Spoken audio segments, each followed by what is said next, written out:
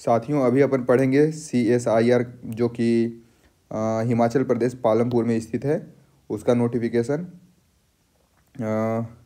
इसका नोटिफिकेशन आया है assistant general finance account store purchases का, जूनियर सेक्रेटेरिएट का।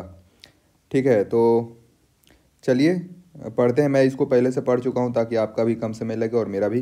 तो जो ऑनलाइन एप्लीकेशन कब से शुरू है, तो 1 मार्च से दे रखा है। 1 मार्च से लास्ट डेट अप्लाई करने का है 28 मार्च 5:30 PM तक।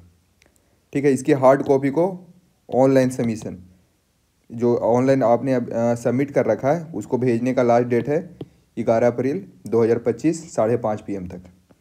खैर आगे बढ़े तो इसमें क्या इंपॉर्टेंट लिख रखा है, तो इसमें CSIR का पूरा विवरण दे रखा है, क्या है क्या नहीं है।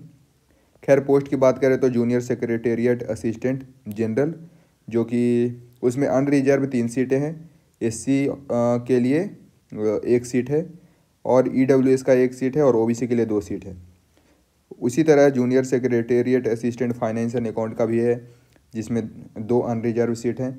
सबका पे लेवल 19,900 से 63,200 तक है। और इसका जो इसेंशियल क्वालिफिकेशन एंड एक्सपीरियंस जो है वो मांग रहा है 10+2। और इसमें है कि आपको कंप्यूटर में टाइपिंग स्पीड आपकी 35 वर्ड पर मिनट होनी चाहिए इंग्लिश के लिए, और 30 वर्ड पर मिनट हिंदी के लिए आपको आनी चाहिए। खैर एज की बात करें तो 18 से 28 ईयर तक के लोग अप्लाई कर पाएंगे। आगे बढ़ते हैं, इसमें क्या इम्पोर्टेंट और चीज़ें हैं। तो इसमें इसमें कि बेनिफिट और सैलरी के अलावा क्या आपको मिलेगी, तो इसमें डियरनेस अलाउंस है, हाउस रेंट अलाउंस है, ट्रांसपोर्ट अलाउंस है, ETC। ठीक है, एक्सेट्रा। यहाँ से आगे देखें तो other condition citizen of India होना चाहिए आपको। ये सब कॉमन चीज़ें हैं, वैलिड डॉक्यूमेंट्स। बाकी सेंटर ऑफ रिटन एग्जामिनेशन जो होगा, इसका सेंटर कहाँ होगा, और टाइपिंग टेस्ट का सेंटर, ये सब बाद में इसकी वेबसाइट पे आएगी, जो कि इसमें लिख रखा है।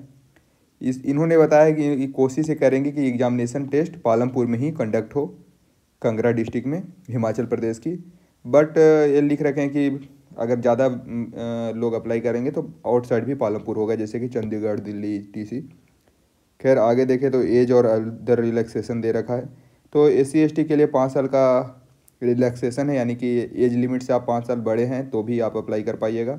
OBC के लिए यही लिमिट 3 साल के लिए है, और बाकी के लिए अनलिमिटेड है PWD के लिए। आगे कुछ इसमें खास नहीं देखा। इकोनॉमी का वीकर सेक्शन के लिए भी वो क्राइटेरिया जो होता है वही लिख रखा है कि क्या होना चाहिए क्या नहीं होना चाहिए।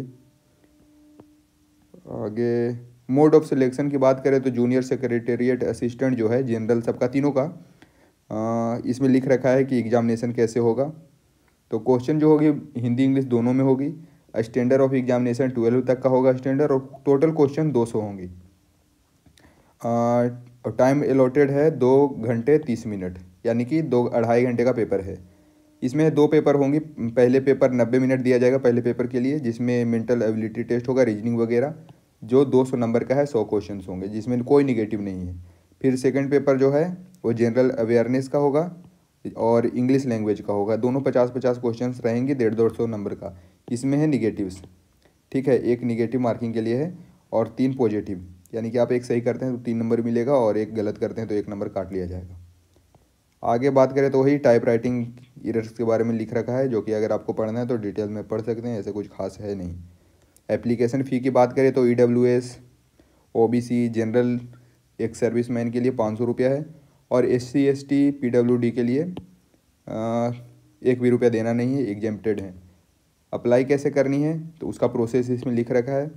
ऐसे मुझे नहीं लगता इसमें कोई दिक्कत आएगी, अगर दिक्कत आती है तो आप कमेंट कीजिए, इस पर वीडियो बना दूंगा।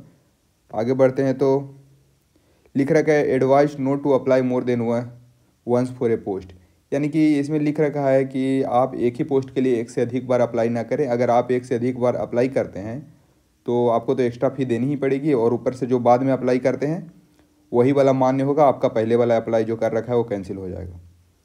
डॉक्यूमेंट वगैरह का लिख रखा है क्या क्या देना है।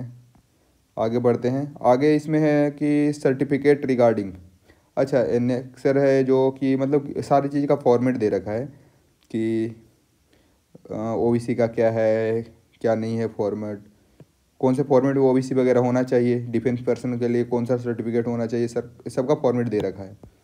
तो देख लीजिए अपने हिसाब से कौन से फॉर्मेट में बनाना है। बाकी और कुछ था नहीं, कुछ खास मुझे नहीं दिख रहा इसमें। आगे बढ़े तो वही एनेक्सर, इसमें देखिए अदर बैकवर्ड क्लासेस का इस फॉर्मेट में होना चाहिए आपका ओबीसी सर्टिफिकेट, वो लिख रखा है। आगे बढ़े तो कुछ खास तो दिख नहीं रहा। जो था इतना ही था। खैर अगर आप अप्लाई करना चाहते तो अप्लाई कीजिए अपने हिसाब से देखकर। खैर जल्द मिलते हैं अगले वीडियो में।